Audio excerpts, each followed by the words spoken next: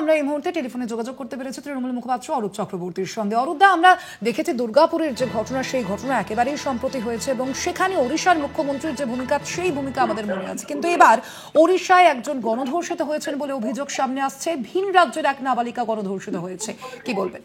দেখুন, দুর্গাপুরে তো আজকে প্রমাণিত একটা মিথ্যের বেসাতি করে একটি গণধর্ষণ বলে চালানো ঘটনাকে সেটা সম্পূর্ণ অন্য ঘটনা ছিল আজকে প্রমাণিত ফরেনসিকের পরে। সেখানে দাঁড়িয়ে এই উড়িষ্যার মুখ্যমন্ত্রী মোহন চরণ মাঝি থেকে বালেশ্বরের সাংসদ প্রতাপ ষড়ঙ্গী এরা যে নির্লজ্জ মিথ্যাচার এবং বেআব্রু আক্রমণ করেছিলেন, আজকে কোথায় মোহন চরণ মাঝি? তার নিজের রাজ্যের রাজধানী ভুবনেশ্বর এই ঘটনা ঘটেছে।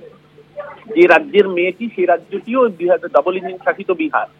বিহারের মেয়ে উড়িষ্যায় আসছে, যেভাবে দর্শিতা হচ্ছে, এভাবে লাঞ্ছিতা হচ্ছে। যারা বড় বড় ডায়লগ দিয়েছিলেন এতদিন ধরে, যে মোহন চরণ মাঝি, আজকে কোথায় তার টুইট? আজকে শুভেন্দু অধিকারী টুইট কোথায়? আজকে এনসিডব্লিউ কোথায়? ন্যাশনাল কমিশন ফর উইমেন, যারা এখানের ঘটনায় প্রোঅ্যাক্টিভ ছিলেন, আজকে কোথায়? তাদের মুখে কুলুপ কেন? কেন তাদের মুখে লিউকোপ্লাজম? বাংলার মানুষ আজকে এই প্রশ্নগুলো জানতে চাইছে, দেশের মানুষ জানতে চাইছে আসলে এদের চরিত্রটাই এটা।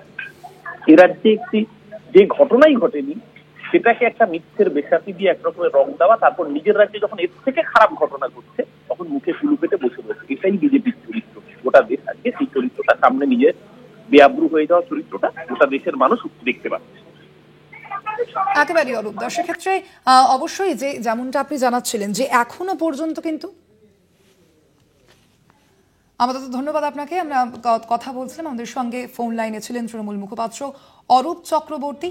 এবার ওড়িশায় গণধর্ষিতা হলেন ভিন রাজ্যেরই এক নাবালিকা এবং সে প্রসঙ্গে তৃণমূলের যেমনটা বক্তব্য আপনারা শুনছিলেন অরূপ চক্রবর্তীর কি বক্তব্য, যে দুর্গাপুরের ঘটনাকে একেবারেই মিথ্যার বেসাতি হিসেবে তুলে ধরা হয়েছিল এবং আজ এখনো পর্যন্ত কিন্তু এই যে ওড়িশার যে ঘটনা, গণধর্ষণের যে ঘটনা, সেখানে ভিন রাজ্যের এক নাবালিকা গণধর্ষিত হয়েছেন বলে অভিযোগ সামনে এসেছে। সেই প্রসঙ্গে এখনো পর্যন্ত এনসিডব্লিউর পক্ষ থেকে কোনো কথা বলা হয়নি। সেই রাজ্যের মুখ্যমন্ত্রী এখনো পর্যন্ত এই প্রসঙ্গে কিছু বলেনি এবং সেখানেই এই প্রশ্নই উঠছে, তাহলে এখনো পর্যন্ত সেখান থেকে কেন কোনো মন্তব্য করা হলো না? এখনো পর্যন্ত সেখানের কোনো বক্তব্য কেন উঠে এলো না? সেই প্রশ্নই তোলা হচ্ছে তৃণমূল কংগ্রেসের তরফ থেকে।